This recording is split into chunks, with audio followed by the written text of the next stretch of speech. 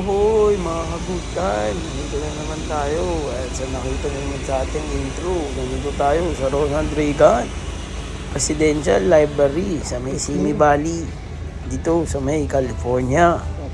Yan, nakita nyo, sa loob tayo ng Air Force One.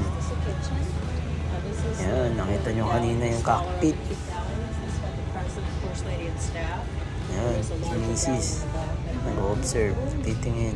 Yan ang parang opisina ni Reagan sa aeroplano sa Air Force One.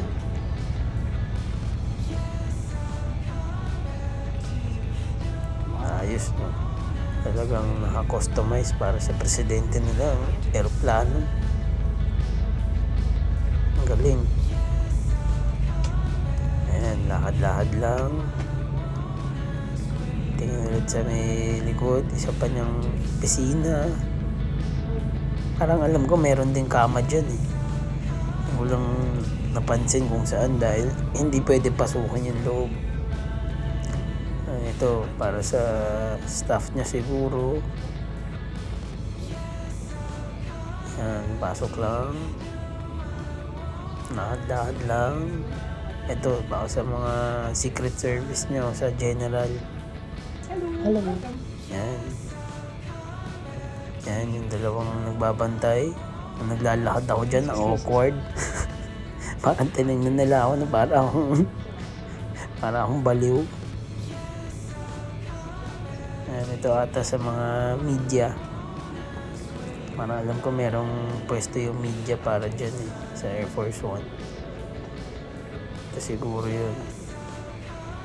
Medyo hindi ko kasi binasa dahil tuloy-tuloy lang ako naglalakad habang nagbibideo. Ayan, mukhang media yan. Ito pala ang media. Ayan, base dun sa picture na nakita natin. Ayan, mas makikita nyo yung masarap na chocolate cake. Gusto ko sanang kumuha ng cherry dun eh. So nga lang, baka matigas na. 1980s pa yata yan. Ayan, nasa labas na tayo ng Air Force One. Makikita nyo mamaya kung gaano kaganda yung loob nito. Parang hangar talaga siya. Ayan, nakikita nyo, overlooking sa bundok. Ang ganda ng pagkakagawa nila dito. Ang galing. Ayan, bababa na tayo sa hagdan. Ayan, United States of America. Air Force One. Ang klase. Ang ganda. Alam ko ginamit to ng 7 presidents ba? Pero si Reagan specifically ginamit niya to sa 26 countries. Pinuntahan niya. Dun sa may harap, hindi ko lang na-videohan na pinakita lahat yung mga countries na napuntahan niya. Kala ko nga, kaso hindi niya napuntahan yung Pilipinas. Akala ko napuntahan niya yung Pilipinas dahil alam ko close sila ni Marcos. Pero yung Marcos na tatay hindi yung anak ngayon, yung tatay dati. Pero hindi pala, apparently hindi niya napuntahan yung Pilipinas. O baka ibang Air Force One yung ginamit niya, hindi ko lang sure. Ito yung motorcade nila. Yan yung pag motorcade siya, may siya. Yan yung escort. Ito yung The Beast. Ewan ko kung nung panahon na yun, tawag na nila dyan, The Beast. Pero yan yung dyan nakasakay yung presidente, bulletproof yan. Yan, nakikita nyo yung mga picture, yung litrato, nakikita nyo nandun si ginamit talaga ni Reagan yan. Alam ko artifact yan. Yan, ganda. Ayos na ayos.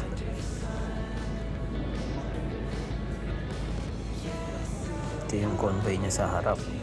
Dalawang motor.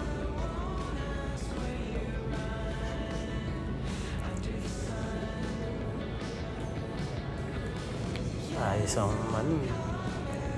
motorcade niya. Ito yung mga fallen na sundalo. Nakita ko babata parang namatay itong mga to sa Iraq. Tapos parang ang average edad nila is parang mga 22, 23, 24. puro bata namatay. Hirap din talaga ng maggera. Madalas bata ang mga mamatay dahil bata ang mga nagjo-join sa military talaga eh.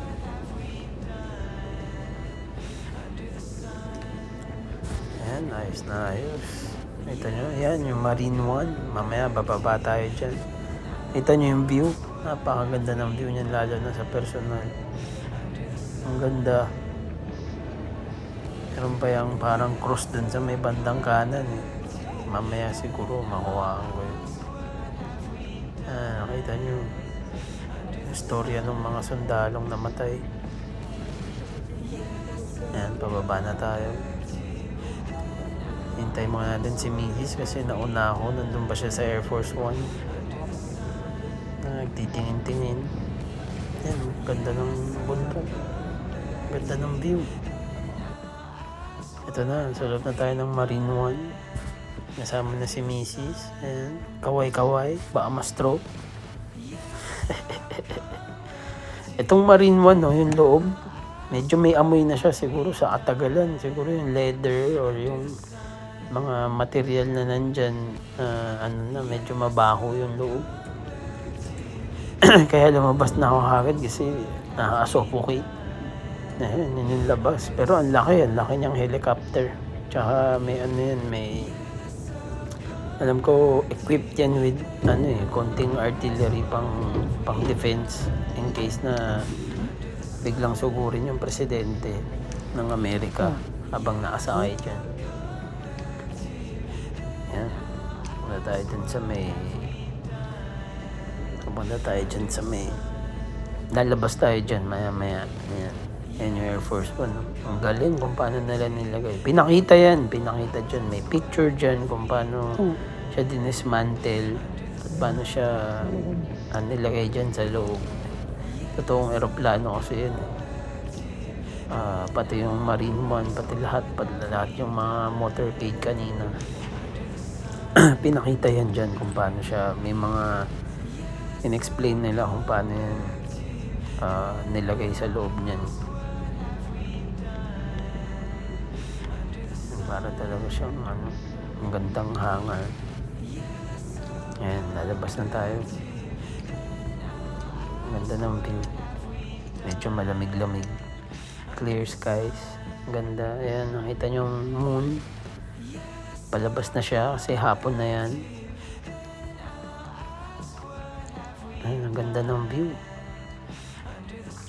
Iba talaga ang view sa California. Maganda talaga. Pati habang nagdadrive kami papunta dyan sa Simi Valley. Ang ganda. Pumunta kasi kami sa Simi Valley gawa ng yung pinsan ni Mrs. Yung tito pala ni Mrs. Birthday ng tito namin. At dumalo kami sa taga Simi Valley sila. Ang ganda na napaka-scenic ng drive papunta dyan. Ang ganda ng mga bundok. Maganda rin ang panahon, clear, kaya kitang-kita. Ayan na, papunta na tayo dito sa may susunod na museum. Ayan yung Berlin Wall.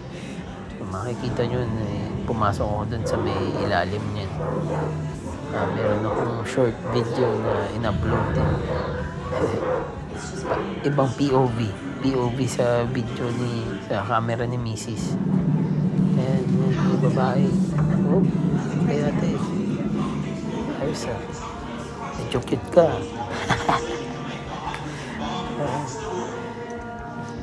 Ayan yung lahat ng mga komunista. Lagay niya dyan. Kasi naman ang Amerika napaka-against sa communist. Ayaw nila ng isa lang ang nagpapatakbo ng show. Gusto nila lagi may opposition. Gusto nila parati may demokrasya. Dapat may say ang mga tao. Hindi lang isang tao lang magdidikta kung anong mangyayari sa isang bansa o pagtutunguhan ng isang bansa. Ayan, tinawag ko ni Mrs. pabalik. Gusto niya papasukin dun sa may loob. Yan na nga yung sinabi ko kanina.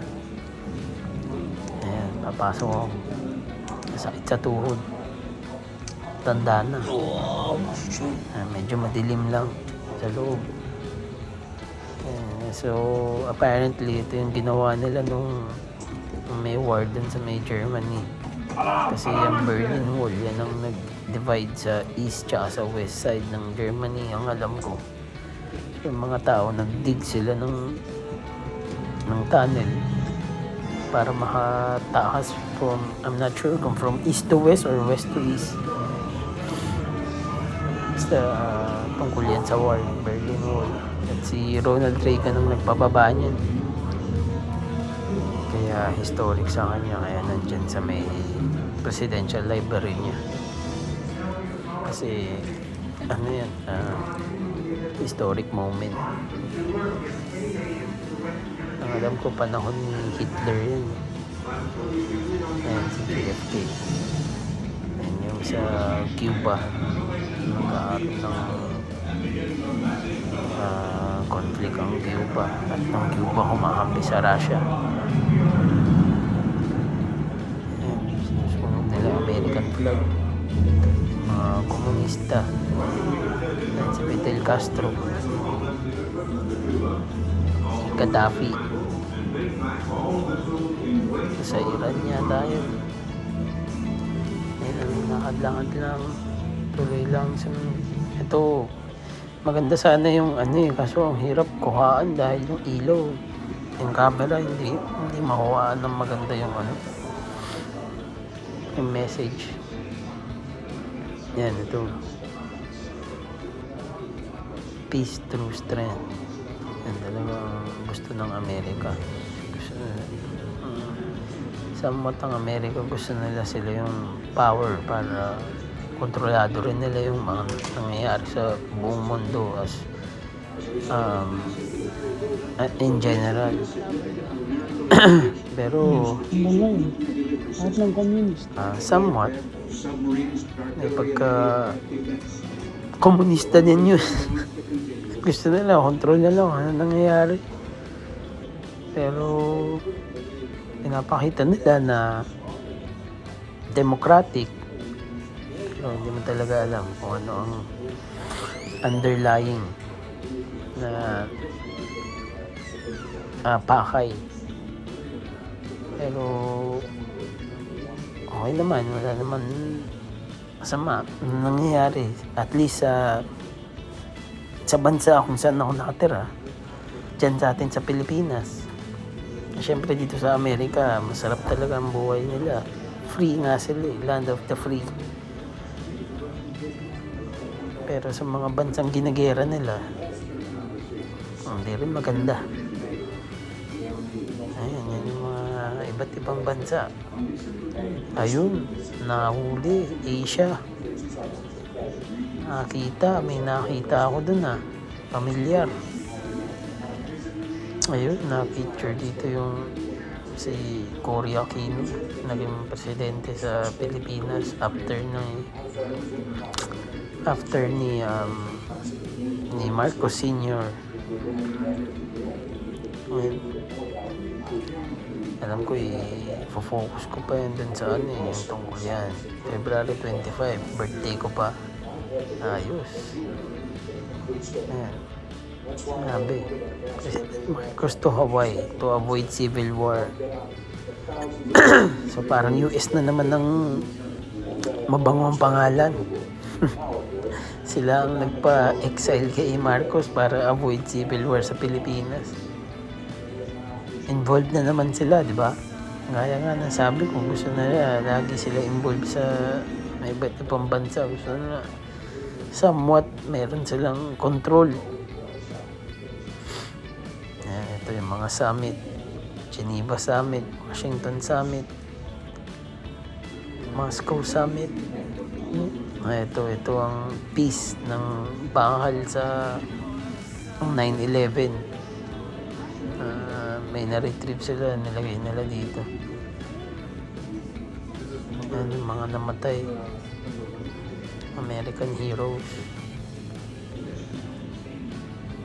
Gusto ko sana kuhaan yung yung kung nasan yung bata. Kaso nga lang, ayun, ang daming tao, tsaka may susunod sa akin, kaya nagmadali ako dahil nakakaya naman. Hindi rin naman masyadong mabasa. Pero yan, in short, yan yung galing yan sa 9/11. Yung pinasabog yung Twin Towers, yung World Trade Center. Yan, ito yung Camp David.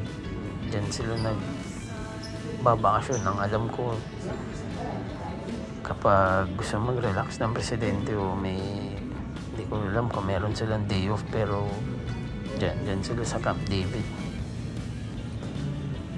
Yan, ito napakita yung ginagawa niya sa Camp David. Ito yung parang ng buong Presidential Library. Ang sabi sa rinig ko lang din sa nag-uusap na isang Amerikano at staff, ito daw ang pinakamalaking Presidential Library kasi may mga iba pang presidente na meron din Presidential Library. Feeling ko binibigyan ka ng Presidential Library depende sa nagawa mo. So pag may maganda kang nagawa tulad nito ni Reagan, mag-raise sila ng funds para matayuan ka ng Presidential Library. Ang alam ko si JFK, si Kennedy, meron din sa Boston, Massachusetts, kasi siguro apparently taga doon siya. Si Ronald Reagan kasi naging governor siya sa California, although taga Illinois yata talaga siya. Pero dito siya mas madaming nagawa sa California. So dito nilagay yung Presidential Library niya. Yan, pagkamatay na ni Ronald Reagan, nakakalungkot. Ang daming video dyan na itong asawa niya, si Nancy Reagan, nag-speech ng anak niya. Madaming nalungkot dahil madami siyang nagawang mabuti para sa Amerika. Dito mo pinanood talaga ng mga nagtutour din. Nag-stop talaga sila dyan. Ako lang tumuloy-tuloy kasi ayoko mapahaba tong video. Pag tumigil ako dyan, mahihirapan ako mag-voice over at napakahaba na. Ngayon nga wala na akong maisip sabihin. Mahaba na. Pero yan, tuloy-tuloy lang. Ito, nandito sa kaliwa yung video niya, yung anak niya nagsasalita. Yan, yung anak niya, yung nanay, yung asawa niya. Yan. Kasi ito yung niya. Yan natin, sinuot niyang boots. Meron pa dyan letter para sa asawa niya. Ito yung condolences book. Yan. Yan. Mga galing sa ibang tao. Yan. Yung letter niya sa asawa niya, Dear Nancy. Yan. Tapos pa-end na yung tour. Papanoorin ko yung huli niyang message sa Amerika. Yan natin bago siya mag-step down. Yan.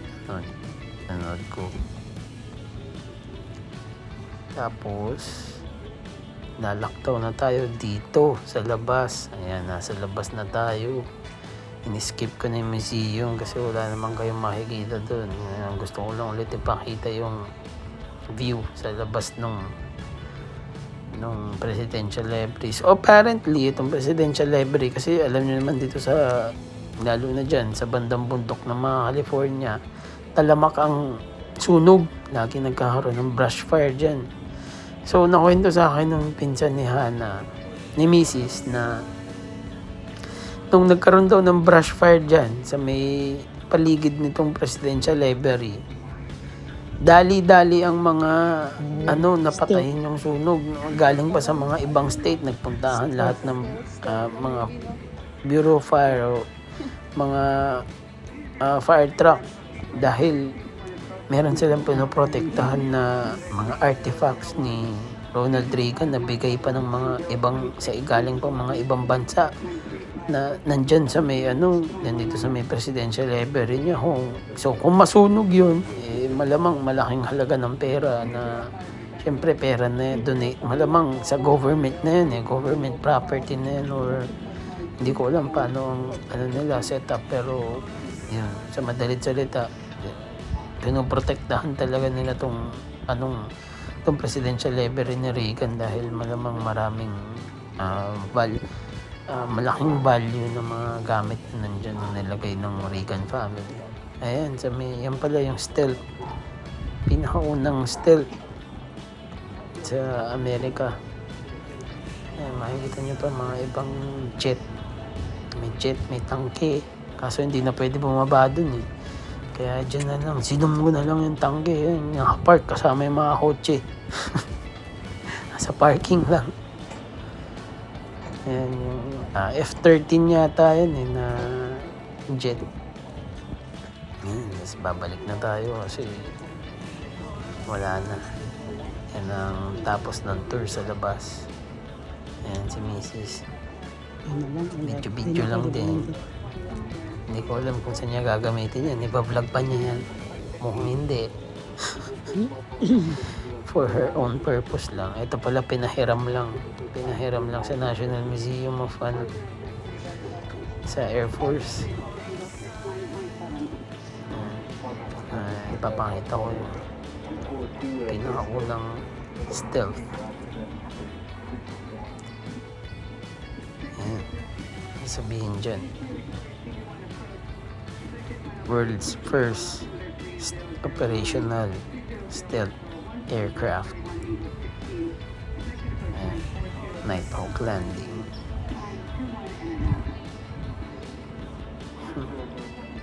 Ganda. Ayos. Ayan, tapos na mga good time. Kita-kita ulit tayo. Paalam.